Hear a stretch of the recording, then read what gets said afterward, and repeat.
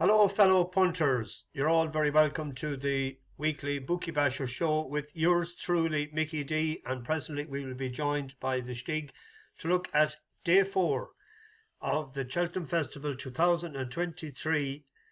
5 weeks ago, we took our initial look at it. So we'll see, has anything changed in the Stig's opinion since then? Recording this at 5-1 on Thursday. If I'm adding selections for tomorrow, it's unlikely I'll do a second video, so I'll add them in the description.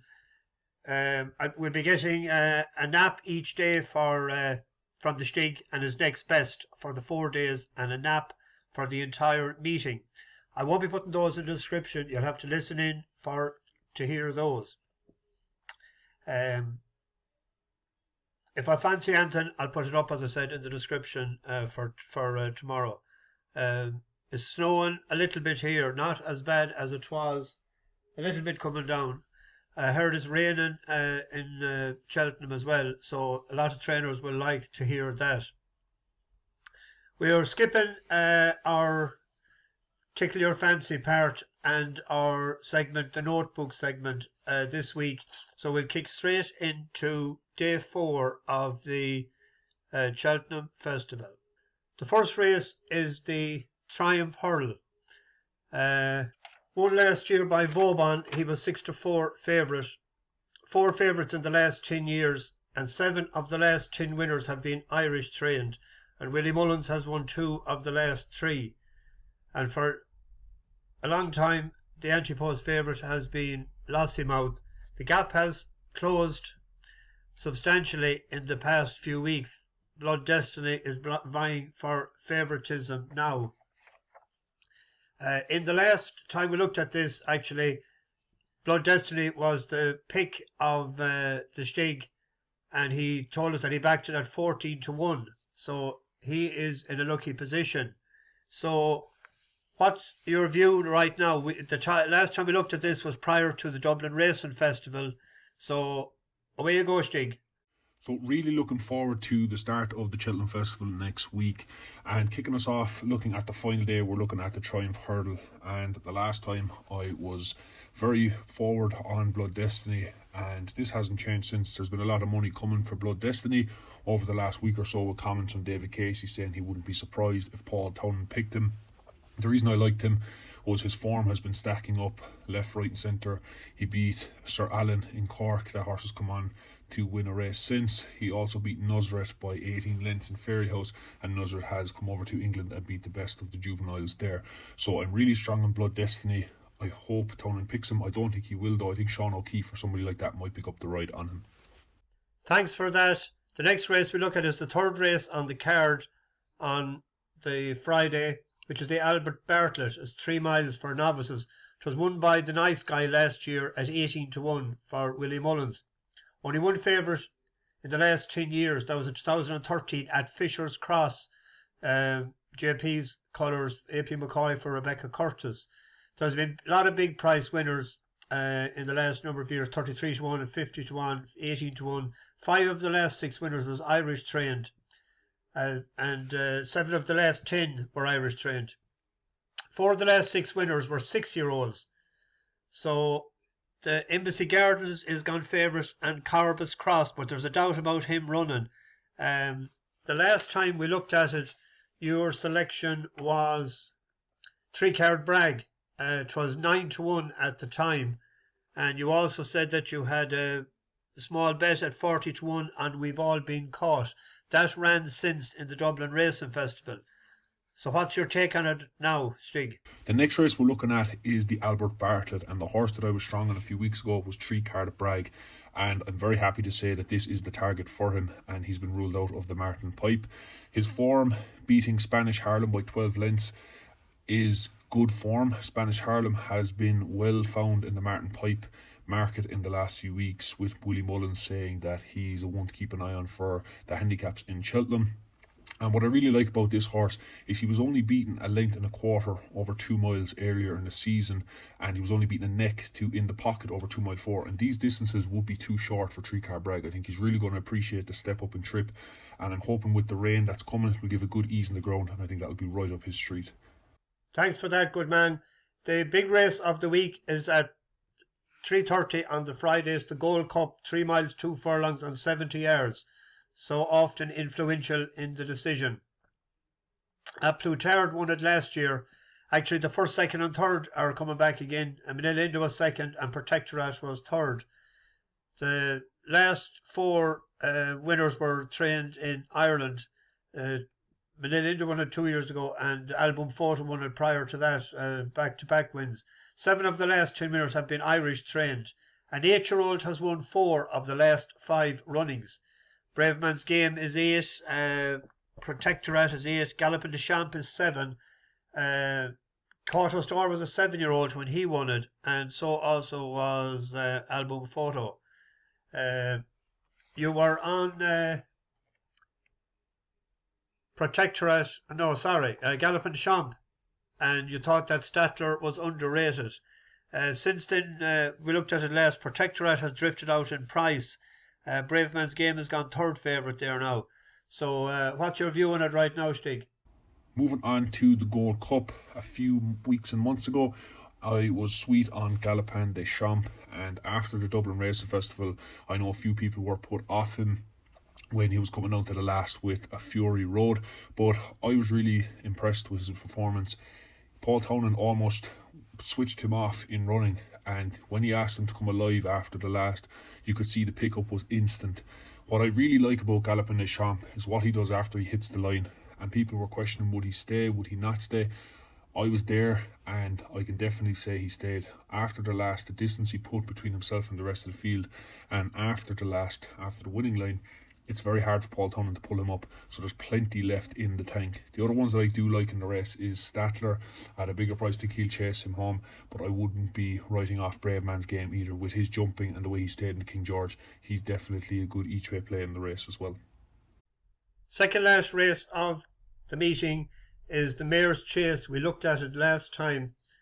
It was won last year by Ellie May, who had been second the year before to Colrive. There's a strong field this year. You have Allegory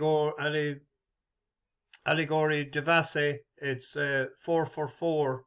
Impervious, bought by JP, is 3-3 over fences. Jeremy's Flame, an old bus horse that done us a good turn last October in Galway, had a good prep run in England since we talked last.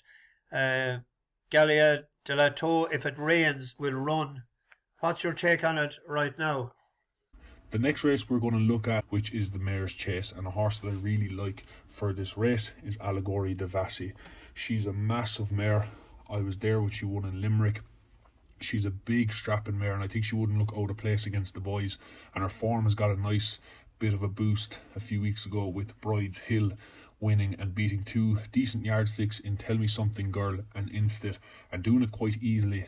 Allegory Devasse had beaten Bride's Hill by 9 lengths previous, and her jumping wasn't the best that day. She gave Paul Townend a bit of a fright at the first, but I think this horse has got loads of class, and like I said, I wouldn't be surprised if she ran a great race in the likes of a Turner's, but obviously she's going to the Mayor's race, and here I think she'll definitely take all the beating in this race.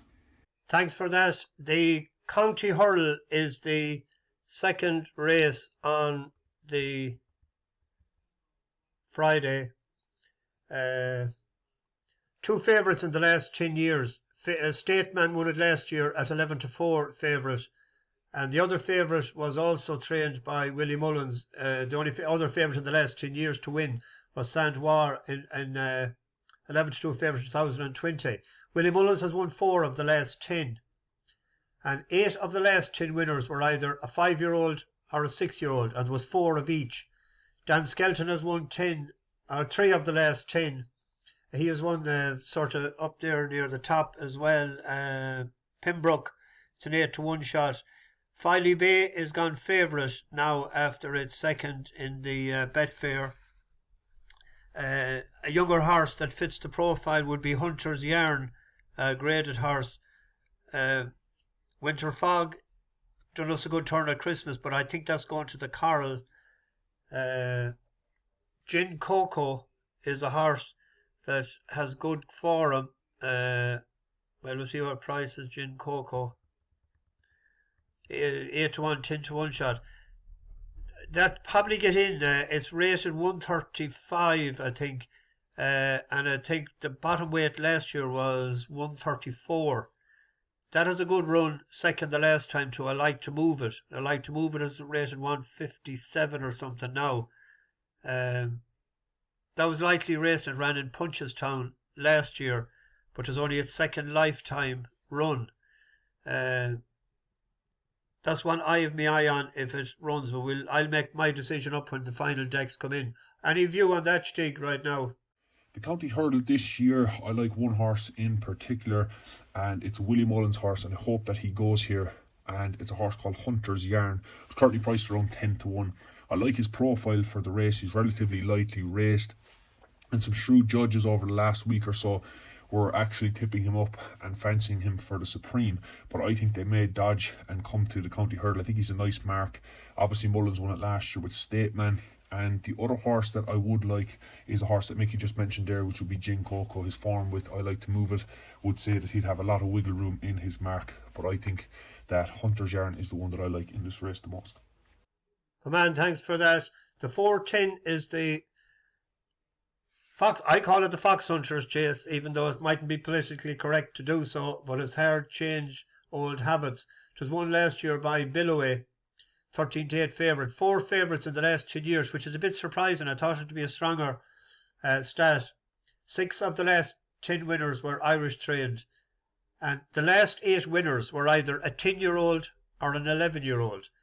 The last 7-year-old to win it was Salsify in 2012, and it also won it again in 2013 for Roger Sweeney. The favourite this year is Vossile. That we could class that as a bus horse because we had it in a double on Stevens's day, Boxing Day, when it won, and it drifted out to a nice price and was second favourite because the ground was against it. Now this likes top of the ground or good ground. So the rain over there would be make a difference to that. So he also has the same trainer has Ferns Lock. That's down to run the weekend, and also has Winged Leader. So maybe the ground could be an issue for 1 or 2 or 3, and he'll probably make his mind up on that. Have you any view on that, Stig? The Foxhunters is a race I wouldn't have a massive strong opinion on. I do think Christie will win it. David Christie. Vossile is the one that will probably be the one that would take the most stopping. He's up and coming, he's an 8-year-old, but as Mickey said as well, the ground might be a concern there, and I think Chris's Dream would have a chance at a bigger price each way. Then we come to the concluding race of the festival. It is the always competitive conditional jockeys handicap hurl called the Martin Pipe, after the famous trainer. No favourites in the last 10 years. The last favourite to win this was the 92 favourite Sir Deschamps in 2011. Banbridge won it last year at 12 to 1 for Joseph O'Brien. 7 of the last 10 winners were Irish trained. Willie Mullins trained 2 of them, Gordon Elliott 2 of them, and Joseph O'Brien trained 2 of them. Paul Nichols and Paul Webber were the other English trained winners in the last 10 years. It's predominantly trained or owned by a big trainer who can sort of target this and they don't have to win, like the smaller owners nearly have to win a race during the winter to pay for straw and feed and whatever. But a horse that didn't target for this nearly always wins. We have a bus horse there near the top of the market, Cool Survivor. It won twice for us last October. What's your take on that, Stig? With the Martin Pipe, I've no strong opinion on this race just yet until the final declarations come out. I do think one of the big owners are the ones to follow in the race, and you've traders like Willie Mullins, Gordon and Joseph. It'll probably be one of those horses that I'll probably pick when the final decks come out. Thanks for that, good man. Now, I'm going to ask you for your nap of each day. So your nap for Tuesday, Wednesday, Thursday, Friday. Your next best for Tuesday, Wednesday, Thursday, Friday. And then your nap of the week. So going through my naps and next best for the 4 days of the Cheltenham Festival, on day 1 my nap is Honeysuckle in the mares. I've come full circle on her, looking back to her form. I think stepping back to mares company and stepping up in trip is going to suit her, so she's going to be my nap at around 9 to 4. My next best is my beloved Facile Vega in the Supreme. Some heavy money coming from this week, vibes are strong. I'm just going to put a line through his last run, and I think Facile Vega on his best going days will beat this lot quite easy. My nap for day 2 is Impere Pass in the Ballymore. I really like this horse, what he did in the Moscow Flyer earlier in the season. His jumping is very slick. They say you need a speed horse for the Ballymore, and I think that he will win this through his jumping and how he travels. My next best is Andy Dufresne in the Grand Annual. Was mapped out for this last year, came second in it on ground that wouldn't have been ideal. I think he's been laid out for the race again, and I'm hoping that he'll run a big race at around 9 to 1. The third day, my nap will be a horse that I've talked about quite a lot on the show since it started, and it's in the mare's hurdle, in the mare's novice, and it's Ashrow Diamond who's going to be my nap. I think she's been very impressive this year, running some big races in the big grade 1s, got her grade 3 win the last day, and I think she'll take a lot of stopping in the mare's novice. Obviously she's to deal with Lucia, she'd be the biggest danger, but I really like Ashrow Diamond. My next best is in the plate, and it's a horse that I spoke about earlier on in the season, and it's an Emmett Mullins horse owned by JP McManus, so Scottish. I think he'll also take a lot of beating in this race. I really like his profile for the race. Same setup as the Shunter. I think he'll take a lot of stopping in this. My final nap on day 4 is in the Mare's Chase, and it's a horse I spoke about earlier on in the show, Allegory de Vassy, for reasons I've outlined already. I think she's a strapping mare and think she has huge ability. My next best is 3-Card Bragg in the Albert Bartlett. I really like this horse. I spoke about him earlier on the show. I think she's a lovely profile. I think the step up and trip is exactly what it needs, and hopefully with a bit of soft ground on the 4th day, we'll see him go very close at around 7 to 1. My overall nap for the Cheltenham Festival comes in the cross country, and with the forecasted rain, I'm delighted to see it with this horse, and it's a horse that won in the festival last year, runs in the cross country, and the nap is Delta Work. I think he will definitely win the cross country if the ground comes up soft to heavy. Galvin would be a massive danger on good ground, but with the rain that's forecasted, I think Delta Work has been putting in massive efforts in the cross country race and Punchestown and Cheltenham this year, and I think he got a lovely spin around the last end of Boyne Hurdle, put him right for this, and he'll take huge stopping at around even money. I wish you the best of luck next week with all of your selections, and thanks very much for your input the last number of months. I'm going to just throw in a curveball here. I'm going to ask you for your prediction in the Prestbury Cup, Ireland against the UK. What is your crystal ball telling you? The Prestbury Cup, the score that I would go for this year, it was 18-10 last year. The score I've gone for this year is 19-9 to Ireland. I think it'll be one extra for Ireland this year. I think they're going over with a massive chance in the majority of the races. I can see the English only winning 9 races. Obviously Constitution Hill, it will be flying the flag for them, but 19-9 is the score I'm going to go for. Finally, we will give get you to give a nap next best and each way selection for 3 races over the weekend, and the 2 people that this week, that the 2 passengers of the bus are 2 people that I picked that they a genuine act of kindness to me when I met them out. First one was TJ Kelly in Listowel when I was on my bus tour last August, and he brought me tea on his bicycle on the Monday morning. And the other one is Matthew Agnew. I met him in Leopardstown, and I had forgot to get a programme because I was talking to people going in, and he noticed I had no programme, and he went over and he bought a programme and handed it to me. I thought it was a very generous and thoughtful thing to do by both of those gentlemen. So the 3 bets this weekend will be riding on them, and that will decide, and I'll list them up on Monday, who are the €550 winners for bets next week. The nap for the weekend is Any Second Now, who runs in the 325 on Saturday in Navan. The horse is rated 160 and will be given his rivals bundles of weight if this was a handicap. Second and third in the last 2 runnings of the Aintree Grand National. This race will leave him in peak condition for a 3rd attempt at winning it. 4th last time at the DRF behind Gallop in the Champ, and shows that he remains a good level of ability. My next best runs in the 3:45 on Saturday in Gowran Park. A horse called Cayd Boy. He was a big disappointment last time when beaten Fav in Fairyhouse, but it was a better field won by Rebel Early. Hopefully the better ground and first time cheap pieces can see us get a better tune out of him, and he's my next best.